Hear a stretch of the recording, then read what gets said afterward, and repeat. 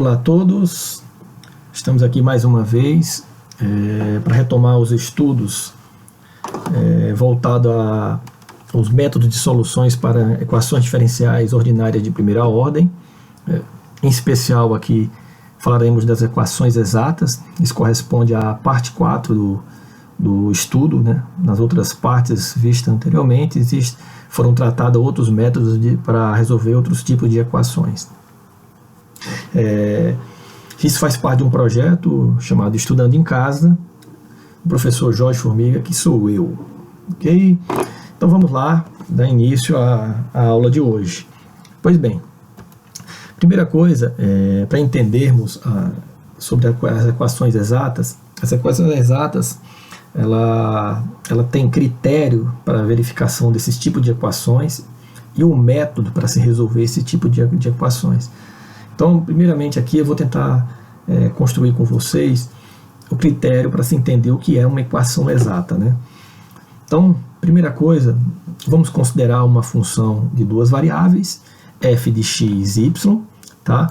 Em que vou chamar que essa f de x e y é uma função z, né? Um z que depende de duas variáveis. Dessa forma, eu vou precisar derivar essa função, porque prestem bem atenção que esses termos que vão aparecer, nós vamos carregar ele até o fim do curso dessa aula, tá?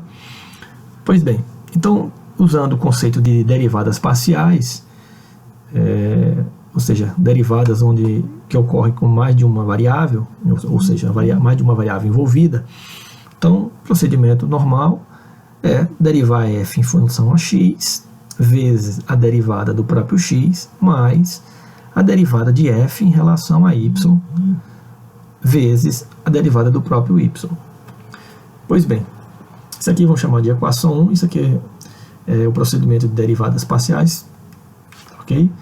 Mais informações vocês podem encontrar no livro do cálculo 1, na parte de funções de várias variáveis, ok? Pois bem, primeiramente eu vou dizer que essa minha f de x é uma constante. Mais adiante nós entenderemos o porquê disso, né? Para qual a utilidade dessa f de x igual a c. Dessa forma, se a minha função é constante, a derivada dela vai ser zero. Ou seja, essa derivada parcial que nós fizemos aqui, ela vai ser zero. Então guardem bem a equação 2. Essa equação, de uma certa forma, nós vamos denotar a derivada parcial em x como uma função de duas variáveis, chamada de m, e a derivada parcial de f em relação a y, vamos chamar de n também como uma função de duas variáveis. Então, guardem bem essas informações. Uma vez dito isso, a minha equação 2, ela pode ser reescrita baseada em m e n. Ou seja, a 2 passa a ser escrita dessa forma. Só para lembrar, isso aqui corresponde à derivada parcial de f em relação a x, e aqui nós denotamos a derivada parcial de f em relação a y. Pois bem, então vamos definir em cima dessa equação. A equação 3 é dita exata se a expressão do lado esquerdo for uma diferencial exata. Nossa, o que é isso, né? O que é uma diferencial exata? Em outras palavras, a equação 3 corresponde ao diferencial de uma função de duas variáveis. Se isso acontece, ela é uma diferencial exata, ou até mesmo, mas como vou fazer isso, né? Como é que eu vou verificar que ela de fato é uma diferencial exata? Em outras palavras, ou melhor, eu posso pensar agora, e quem é essa função f de x que satisfaz essa igualdade aqui? Então, ou seja, por quê? Porque f de x, só para lembrar, ela está embutida aqui dentro da derivada parcial que nós calculamos no slide anterior. Então, mas quem é esse f que satisfaz essa igualdade? Então, esses são esses dois pontos que temos que prestar bem atenção, como fazer para verificar se ela de fato é uma exata, através de diferencial, e quem é essa f, ou seja, buscar a solução. Então vamos lá, como eu disse anteriormente, essa equação exata nós precisamos verificar esse critério mesmo de exatidão, ou seja, se de fato essa função é uma função, é uma equação exata. Aí sim usarmos o procedimento correto. Pois bem, então se M foi definido anteriormente por isso e N definido por isso, e são contínuas em I, onde esse intervalo, né, pertencente a X maior do que A mais H e menor do que B menos H, onde H é um número maior do que zero. Só para lembrar, essa figura nós usamos na definição lá do problema do PVI, né? Então, se essas são contínuas sob essas condições, então a derivada parcial segunda de f em relação a x e depois a y vai ser igual à derivada segunda de f, primeira derivada em y e depois em x. Que em outra notação é del f x y ou del f y x, né? Então, isso aqui na verdade é um teorema que foi apresentado por francês Clairaut, né? Ele na verdade esse cara foi um prodígio, foi um menino prodígio, né? Que esse Clairaut foi, se não me engano, aqui com 10 anos de idade ele escreveu um livro, né? 10 anos de idade ele leu o livro do L'Hopital, se eu não me engano, e leu o livro do L'Hopital. Com 13 anos ele publicava artigos nos artigos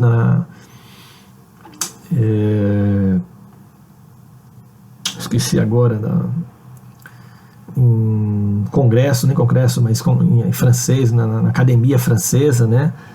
E com 18 anos, quando ele, por volta de 1873, foi descoberto que parte desse teorema faltava uma demonstração, e aí o Schwartz provou isso, e por isso que em alguns livros esse teorema é chamado de teorema de Clairaut-Schwartz, em alguma parte do livro chama de Clairaut, e outros chama de Schwartz, enfim, de uma certa forma isso é um teorema, né, que bem útil para a gente aqui. Pois bem, sabendo disso, provando que a derivada segunda em relação a x depois a y é igual a derivada segunda de y depois em x, então provamos que se isso acontece, a minha equação em questão, né, equação 3 lá, ela é uma equação, essa equação aqui ela é uma equação exata. Então, o que está escrito aqui é que se você pegar o m, derivar em y, e pegar o n, derivar em x, e verificar que são iguais, então provamos que ela é uma equação exata. Então está aí o critério, né, de exatidão. Ficar atento que o m é uma função de duas variáveis que está próximo ao dx, e o n vai ser uma função de duas variáveis próximo ao dy.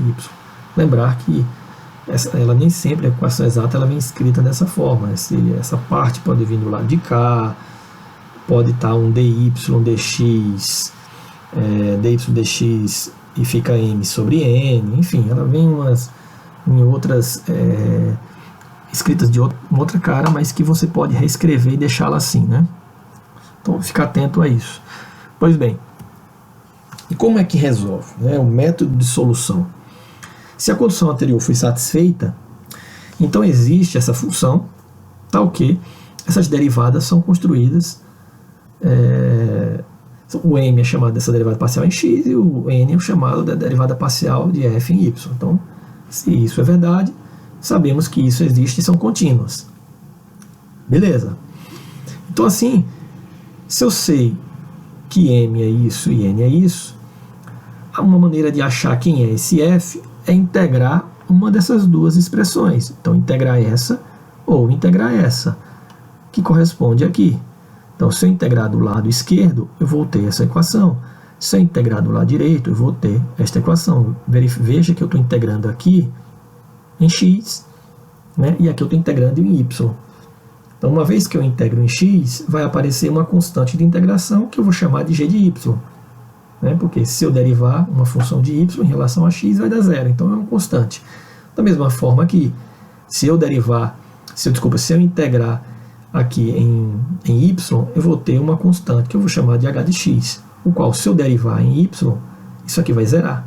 Então, temos aqui a solução da equação, né, diferencial exata, só que a minha solução ela vai estar na forma implícita, ou seja, em função de x e y, ou seja, é a minha f que satisfaz essa equação. Só que agora precisamos encontrar a minha solução na forma explícita, ou seja, a solução y de x.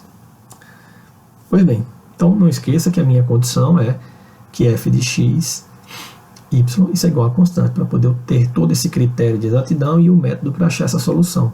Então, através desse termo aqui, né, eu consigo achar a minha forma explícita. Então, a nossa preocupação a partir de agora, na busca da solução, é realmente tentar identificar quem são esses termos aqui, dependendo de quem eu escolha. Tanto faz uma como a outra, vai atender a solução que eu tem que ser igual, né? A solução final tem que ser igual. Então, e também o problema que nós vamos ter aqui é dependendo da integral que vai aparecer aqui. Pois bem, então vamos lá. Exemplo. Resolver a EDO. Claramente nós temos uma EDO que está bem escrita na formulação dela definida anteriormente. Eu tenho próximo ao dx, eu tenho m, próximo ao dy, eu tenho n aqui igual a zero. Então aqui tem uma equação aparentemente exata, né? Aparentemente eu digo, e porque vamos verificar usando o critério de exatidão. Só para lembrar, esse método de equação para resolver equações exatas são equações não lineares que nós estamos utilizando, né? Métodos para resolver equações lineares. A equação exata é uma equação não linear. Okay? Então, pois bem. Então, primeira coisa, verificar se é exata. Já sabemos que esse m é o del f del x e n é o del f da y. Está aqui essas duas informações. O que é que diz o critério? Eu preciso derivar m em relação a y e preciso derivar n em relação a x. Se eu derivar m em relação a y, então derivando em relação a y, aqui fica 1, sobra 2x. Se eu derivar n em relação a x, 1 é uma constante, vai dar 0, então aqui vai ficar 2x. Como aqui deu 2x essa derivada e aqui também deu 2x derivando, então verificamos que ela é uma equação exata. Então a partir daí podemos prosseguir na busca da solução. Agora o próximo passo é quem é o f de x que satisfaz ela? Quem é esse f de x? Pois bem, posso escolher uma das equações anteriores lá, vou voltar aqui, posso escolher uma dessas duas, vou escolher a primeira, ok? Então, dessa forma, m está aqui, né, o 2x, coloquei aqui e vou integrar. Integrando agora isso aqui em relação a y, né? Note que eu vou ter y ao quadrado sobre 2, cancela 2, com 2 do denominador, sobra x, y ao quadrado, mais g de y. Está aqui. É minha f. Como eu disse, a preocupação é quem é esse g de y. Pode ser zero, pode ser uma constante, pode ser uma função, enfim, vamos descobrir. Pois bem, a maneira de descobrir é, se eu tenho essa expressão, eu preciso comparar com algo que eu conheça para fazer essa comparação. Então, por exemplo, como eu usei m, o m advém daqui. Então, eu preciso então comparar com essa parte. Para eu comparar com essa parte, eu preciso, aqui eu tenho del f e del y. Então, eu preciso derivar ela em relação a y. Então, aí eu vou poder comparar. Se eu tivesse escolhido n inicialmente para integrar aqui, no final das contas, eu ia ter depois que derivar em x, para poder eu comparar com essa expressão que está aqui. Então, a minha f é essa, nós vamos derivá-la em relação a y, para comparar com essa que está aqui. Pois bem, está aqui, né, repetindo a expressão de f, deriva em relação a y, eu tenho, como ele era derivado em y, aqui passa a ser 1, aqui fica g' de y, como eu disse, eu vou comparar com del F, del Y, porque eu tenho del F e del Y aqui. Então, eu comparo essa com essa. Dessa forma, comparando essas duas, corto x ao quadrado com x ao quadrado, eu tenho que g' de y passa a ser menos 1. G' igual a menos 1, eu integrando, eu tenho que é menos y mais k. Integração rápida e direta aqui, ou seja, k é um número pertencente a reais, que advém da minha constante de integração. Então, eu encontrei quem eu queria, basta eu pegar g de y e colocar dentro da minha expressão, da solução. Então, a minha solução implícita fica aqui. Esse é o meu f que satisfaz aquela... Para você verificar se de fato satisfaz essa equação, basta que você derive ela em relação a x. E depois derive em relação a verifique se está aqui. Então, deriva aqui em x. Se derivar em x, aqui é 0, aqui é 0, aqui é 2, x e y. Está aqui. Se eu derivar essa expressão em y, aqui é 0, aqui é menos 1, aqui fica 1 e aqui fica x ao quadrado. Então, fica x ao quadrado menos 1, que está aqui. Então, de fato, f de x e y satisfaz essa igualdade aqui. Pois bem, agora vamos em busca da solução implícita, ou seja, quem é o y, né? Solução incógnita, né?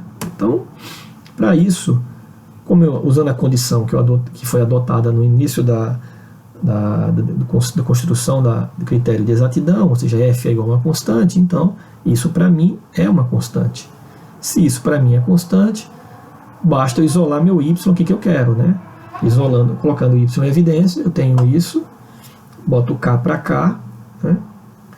E fica y multiplicado por esse termo igual a k, c menos k, são duas constantes. Ou seja, dividindo, tirando esse termo daqui, eu tenho essa solução. Tá aqui a solução na forma explícita. Claro, uma constante menos outra dá uma constante. Então eu chamaria de C1 aqui, a junção dessas duas constantes. Tá aí a solução final que eu esperava, né? Então tá aqui, acabei de apresentar para vocês um método de solução para se resolver equações exatas, que primeiro tem que se usar um critério para verificar se é exato ou não, para depois usar, né? Então, com isso, eu queria deixar aqui um comentário, porque essa equação que foi adotada inicialmente, voltar essa daqui, né? Ela é uma equação que poderia também ser feita por variáveis separáveis, né? Como nós já vimos em métodos anteriores, como se resolver equações diferenciais por variáveis separáveis. Então, você pode aplicar o método. Isso não quer dizer que é regra, né? Toda equação exata pode também ser resolvida por equações separáveis, não. Essa é uma que pode. Você pode verificar isso, tá? Pode tentar resolvê-la pelo método da separação de variáveis. Tudo bem? Então, agora eu deixo aqui um exercício, né, para vocês tentar resolver. Aqui na página 73, 74 e 75 do livro que eu adoto, livro texto, né, de matemática, do livro do ZIL, né, e exercícios ímpares 78, estão relacionados ao estudo das equações exatas. Okay? Aqui a bibliografia, né, o livro do ZIL que é utilizado nas minhas aulas. E encerro a aula por aqui, gente. Obrigado mais uma vez e até a próxima.